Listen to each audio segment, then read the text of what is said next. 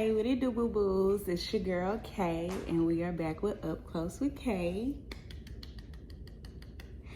We have people in the background that decided that they did not want to be on camera. Gang shit.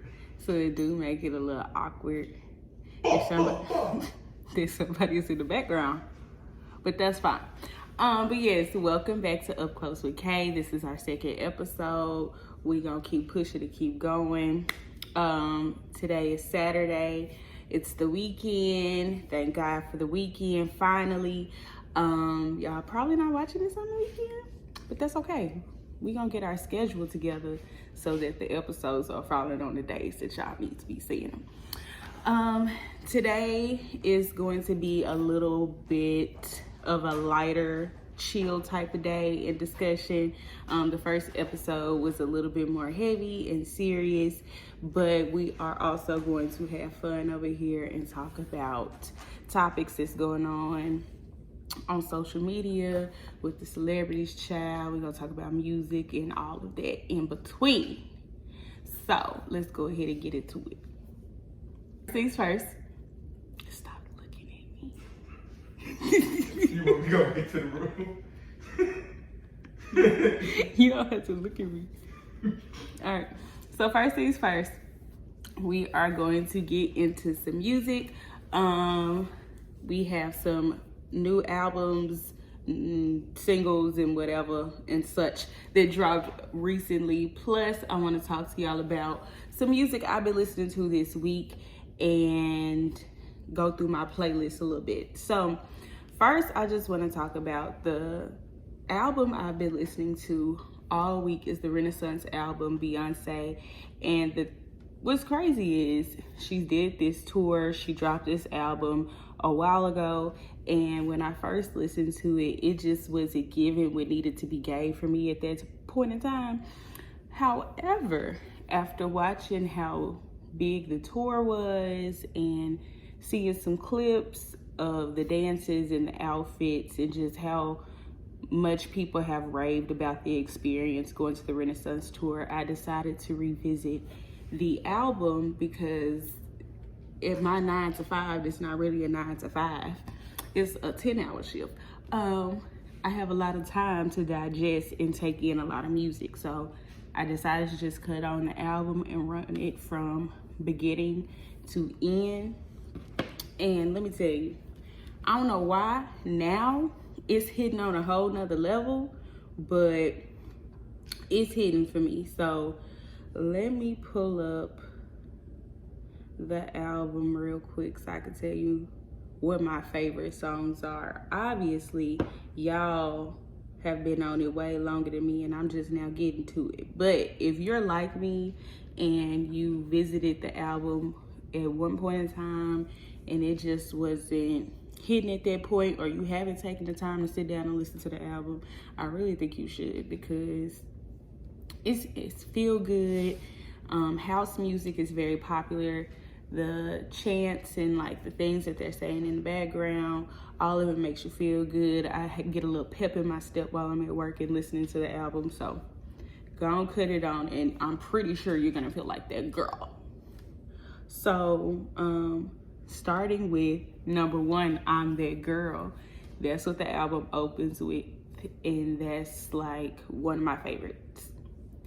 Whenever I cut that on at the beginning of my shift, which is early in the morning.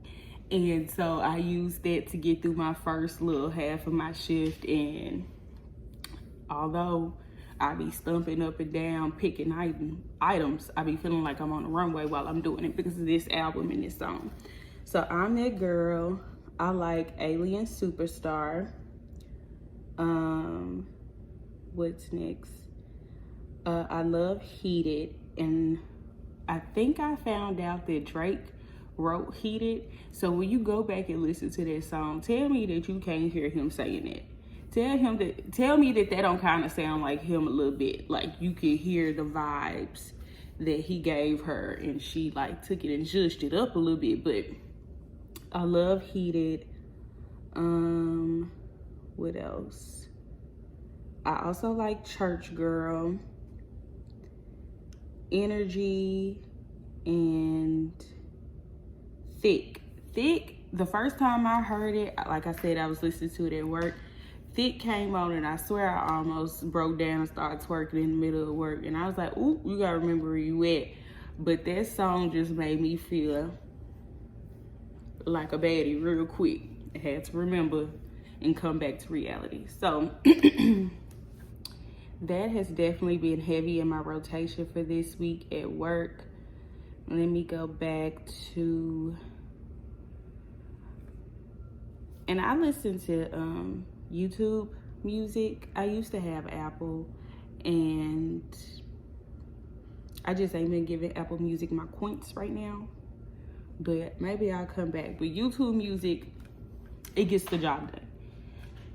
So let me see. I'm trying to go to my history. Okay, so we're not gonna start there. Also have been listening to Stone Cold Jizzle a lot lately. My boyfriend introduced me to him, and one day his song Flooded just started playing in my head while I was working. So now that has been heavy in my rotation where I need to listen to it every day. Lord. We're gonna talk about this album later, but a song, when he put it out as a single, it's been heavy in my rotation. Since then, I love the video, I love the song, and it's Sensational by Chris Brown. What else here? Also been heavy into Master Blaster by Stevie Wonder. Why? I think I was listening to another podcast and they brought the song up, and then I remember when they did like a tribute or something to him and Beyonce performed it, her and Ed Sheeran, and I was like, let me go to that song. And so I literally have played it every day at work since, 2 or 3 times. Let's see, I also decided to revisit some of Beyonce's other albums after I've revisited Renaissance, but Water, what's her name? Tyler? Is it Tyler? I don't know if that's how you pronounce it, but make me say, make me holler. That's in rotation. I've been trying to let Cobra by Meg Thee Stallion grow on me, but it's just the whole Depressed P line. It's like, I get it. I get she's trying to tell us how she was feeling and that she's gone through a lot and she was depressed. I get it. It's just the phrasing and the saying it over and over, and it's just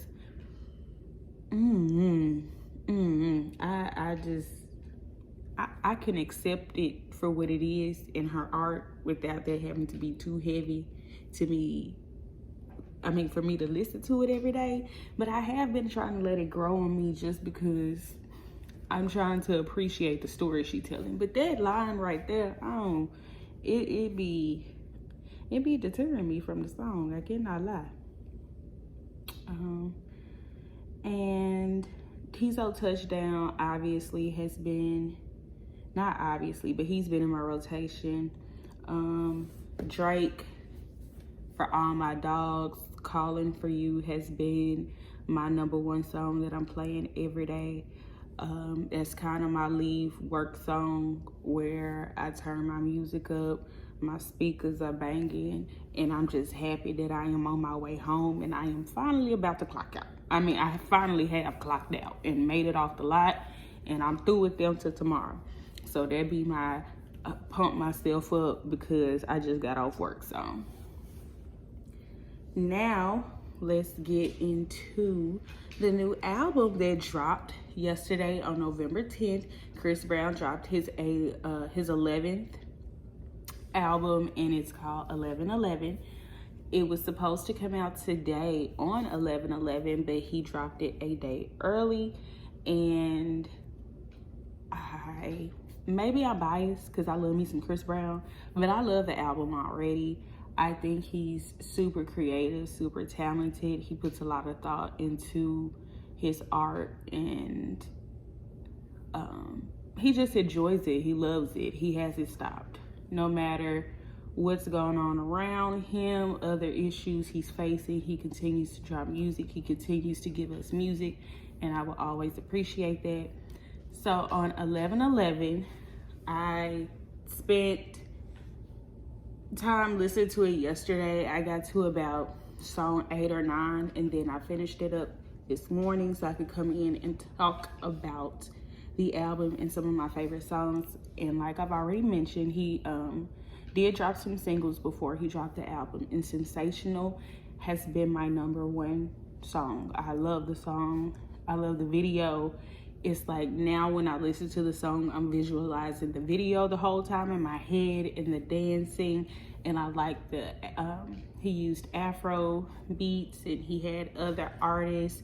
So I really enjoyed that video. And I saw the vibe of the album. He really did lean more towards Afro beats with quite a few songs, and collaborating with other artists from, I don't know the exact countries, but obviously he's collaborating with other artists and using Afro beats, and I really appreciate him doing that. It makes you feel good. The song's Sensational. I don't know. I think it's the beat itself that just like makes me feel good and makes me want to dance. It's soulful. It's fun. I don't know. I just really like the song. I wish I knew how to dance because I would be doing the dance that was in the video. I wrote down some of the other songs that I liked from the album. I liked Bouncing /G5. Well, before I break that down, sorry, my mind just is bouncing. So the concept of the album, he did like 11/11, like the songs. It's 21 songs on the album, but 11 of the songs are supposed to give one vibe and 11 of the others give another vibe. For me, the ending of the album and the last 11 songs were more on the sensual, sexy type vibe, more grown type lyrics, and you know, sexy time. The first half of the album is more of the dancing, feel good. Future is like, he has a song with Future on the first half of the album, so you know, he got a little mix of all the little bops and vibes on that first part, and then as you go deeper into the album, like I said, it gets a little bit more sexy and ground. No, Mr. Take You Down and all of that. He got to give us a little sexy time. So the songs I liked was Bouncing /G5, which was on like the lower half of the album. That's On You, Make Up Your Mind, and No One Else. And let me look it up because I think That's On You and That's On You and No One Else has a feature. That's On You, that's his song with Future that I like. No One Else is with Friday. I think that's I really enjoyed this song. I think, ooh, disrespect. Damn, I hate the microphone.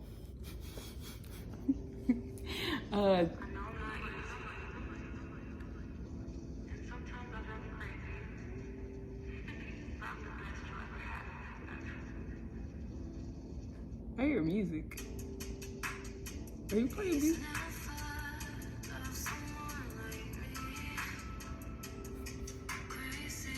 I'm playing music. When did I start playing the song? Lord. Excuse me. Technical difficulties. We'll edit that out.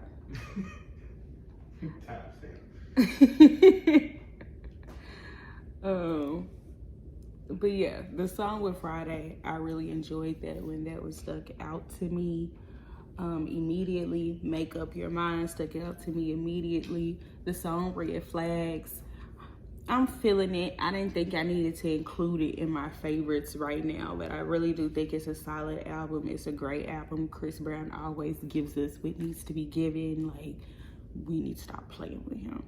And speaking of people playing with him, why you Gherbo trying to play with him? Because I don't know exactly what Gherbo said. I just saw him plucking in his hair and making a video saying something. And they said that he was upset about the comment Chris made to Funny Marco when he you know, Chris was recently on Funny Marco's podcast, so was Gherbo. And Chris go say to Marco, you let light skin bully you. And as if he's not light skinned anyway. But I guess that comment rubbed Gherbo the wrong way. Hopefully he just playing, because it ain't that deep to me. Everybody else called it bullying. Why it's a problem with Chris Brown say something? And it was really a shot at Marco. I don't think it was a shot at Gherbo. I mean, they was acting weird on their podcast. He's not the only person to say it. So the fact that he made a comment about Marco, Chris Brown made a comment about Marco letting light-skinned niggas bully him. What a light-skinned nigga said it. What's offensive? Why you upset? And Chris Brown? Not Mr. Dance. Why you upset with him? It don't even make sense. But yeah. Love Chris Brown's album. Go check it out if you haven't. I feel like you could play it from beginning to end without being annoyed with it, and that may be my bias, but I just think it's a really good R&B album. It has different vibes on it. It's not just all R&B. He has some pop. Like I said, he has Afro beats. He has features from rappers on there, so it's a mix of different feelings and types of music that I really think would be easy for anyone to enjoy. So what else? I think that is it for music for today. That's all I really wanted to talk about was Chris Brown, to be honest. So we are done with that. We could go ahead and move into other topics for the week.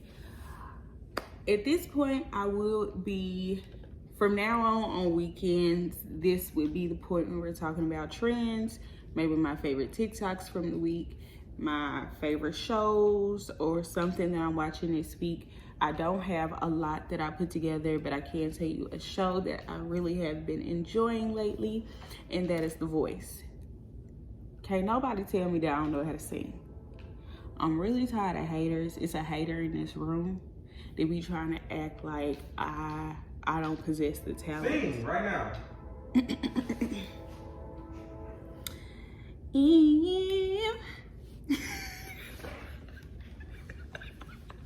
It's a no for me, dog. It's a no for me. I didn't warm up my vocal cords. Okay. Anyway, like I was saying, it's a hater in this room. And I am a fabulous singer, okay? Can eat the girls down. And I would definitely get a four chair turn on The Voice. That's a pause. Huh? I said that's a pause. You a girl. Cause I eat the girls down. You got Pause. Anyway, I would get a 4-chair turn because I'm that girl, okay? And I would go in there and I would perform, you know, some Adele or something. I wouldn't give them straight Whitney. You know, you gotta practice a little bit and warm up your vocal cords before you give them Whitney.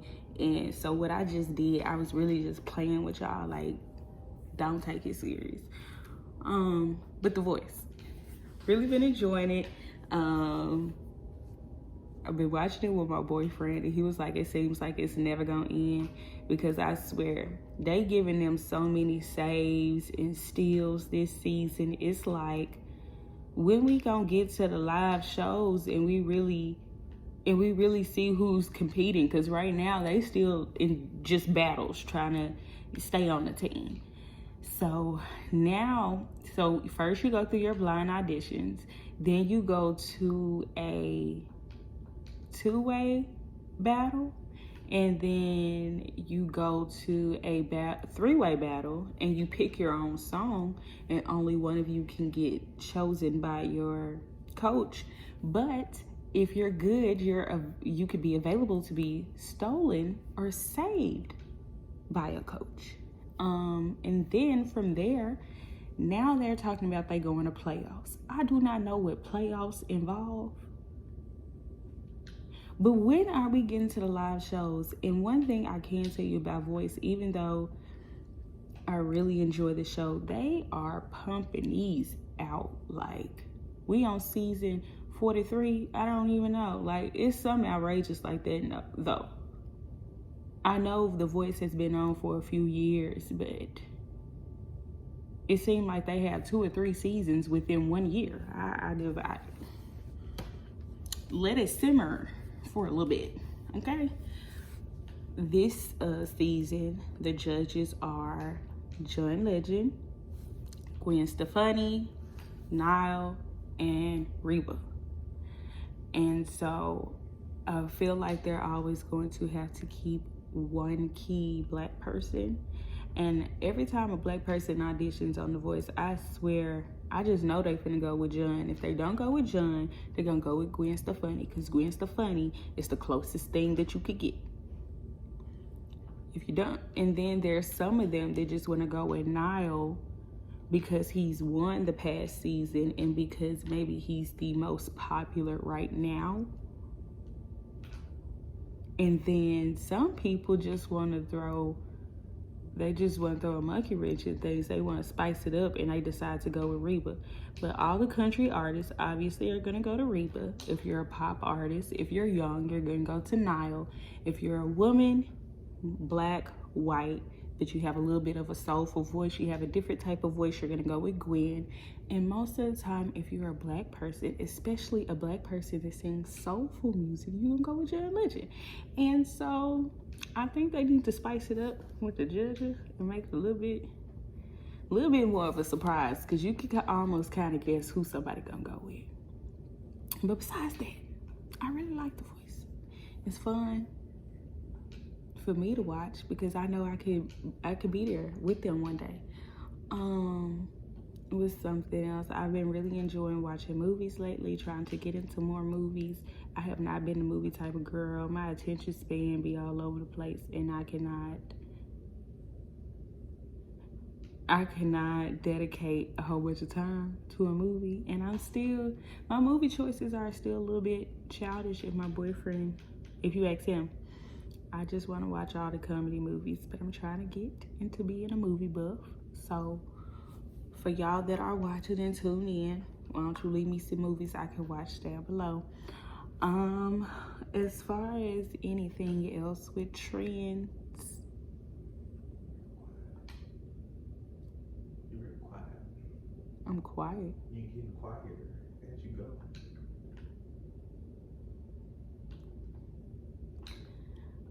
The person in the back, the man in the cloud, told me that I'm getting too quiet. So I'm sorry. Hopefully I still sound loud because I'm right here in front of this microphone. But if I got too quiet, I'm sorry. But as far as trends, that's all I got to talk to y'all about today. Like I said, next time I'll include some of my favorite TikToks. If this phone right here wasn't so destroyed, we were gonna pull some up, but we are not going to dilly and dally and drag this on while y'all sit here and try to get me to focus on just finding some TikToks I like and not get wrapped up in watching new TikToks. So I'm gonna make sure that we have some more trends and stuff to talk about. If it's some fashion, if it's the new hair, makeup, because I am a girly girl over here too. We gonna talk about it all. We gonna wrap it all in. But yeah, that's as far as we going with the trends. Now for the celebrity news or the crazy news that's out right now that I wanted to talk about. Girl, KeKe Palmer and Darius. So News had came out at first that KeKe Palmer wanted a restraining order against her child's father, Darius, and that she wanted sole custody. Sole custody, just her, just me, because she's a mother. And I remember telling that to my boyfriend, and we really weren't sure what was going on at first. But we know not too long ago, that whole spectacle that happened when she went to the Usher concert. She wore her little outfit, she did her little dance, she did her little thing, and Darius got on Twitter with his fingers and said, "No, ma'am, but you're supposed to be a mother." And she said, "I am a mother, and I'm just gonna let them drag you." So for weeks on weeks on weeks, everybody, male, female,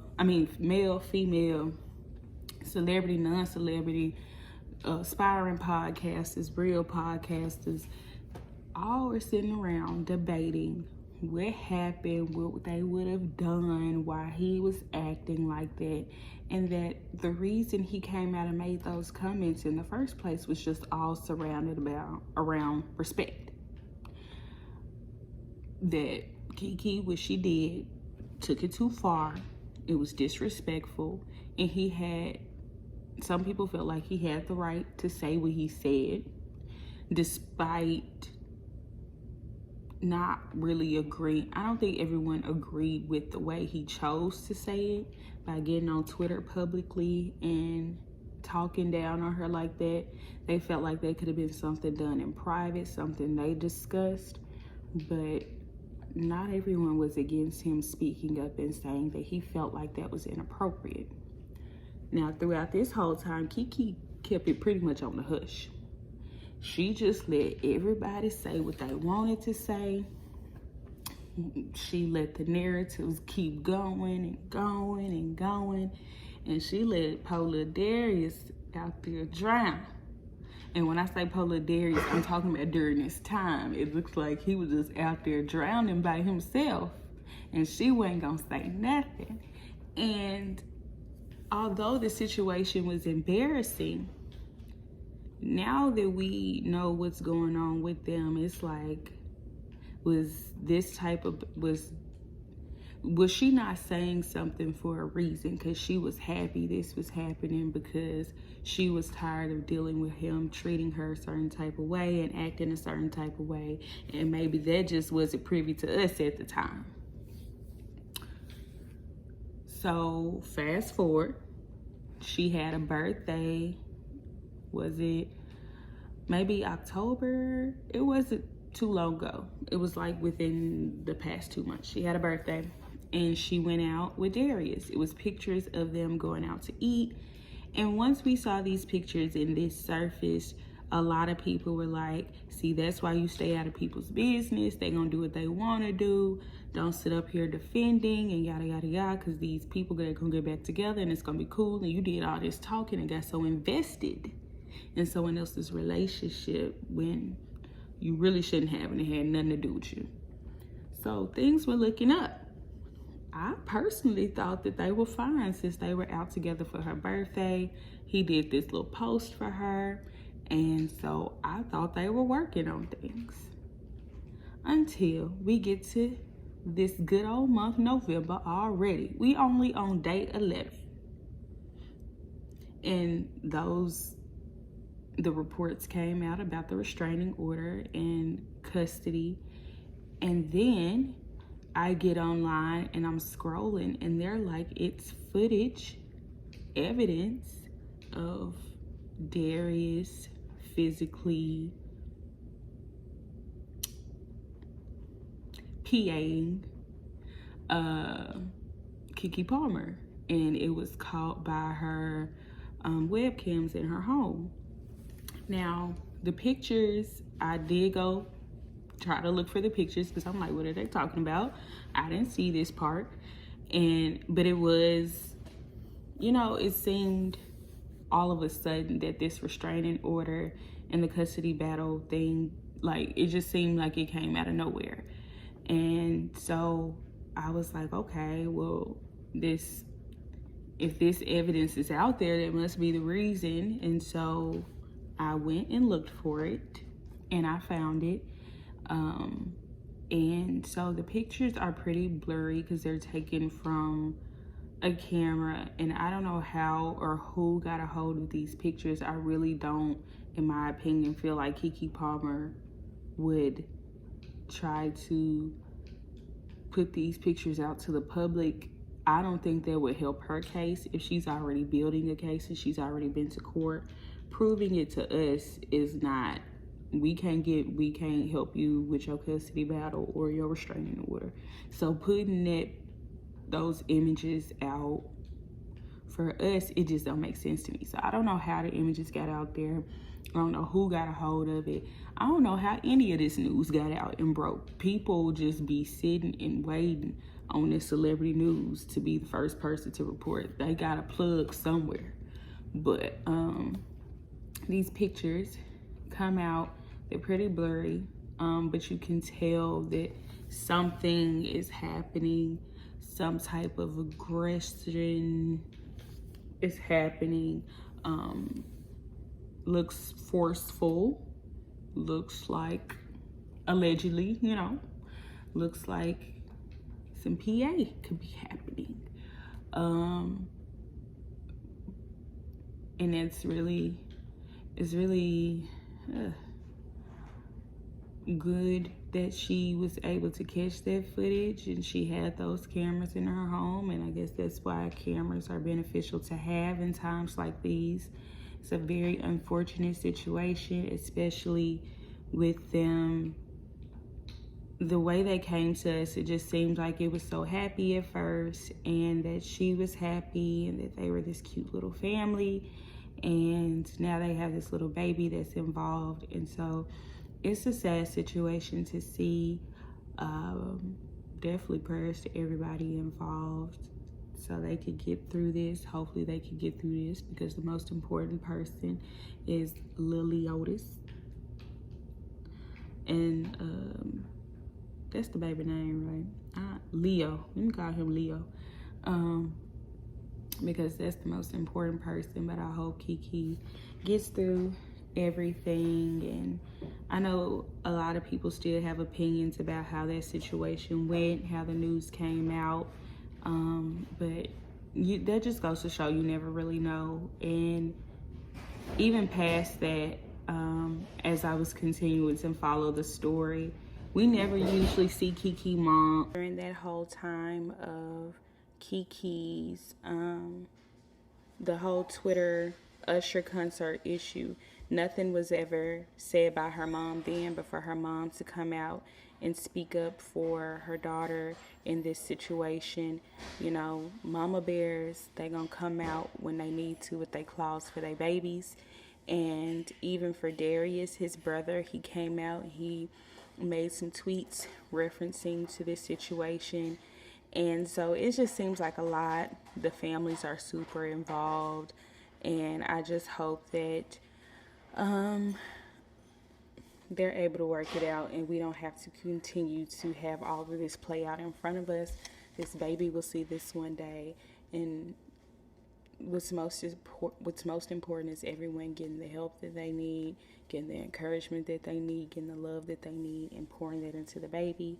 And so it's a really sad situation. Yeah, I just, you know, KeKe our girl. We don't want to see our girl like that, okay? And with that being said, thinking back to the concert for sure makes you wonder, was he, you know, as far as him acting like, we were all like, why he didn't, so you mean to tell me he didn't know the outfit she was going to wear before she wore it? We have no idea the dynamics of how things were back then. And so that ain't my own business. Whether it's KeKe and Darius, or it's with Lil Diddy and Deontay down the street.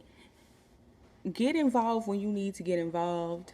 Of course, you know the situations where you need to step up and help somebody. But otherwise, don't be judging these couples and putting them on a pedestal and thinking they the best, or looking at another couple and seeing that they've been through things and automatically think they're the worst and they're the most toxic. We do not know these people. You are not there in a home.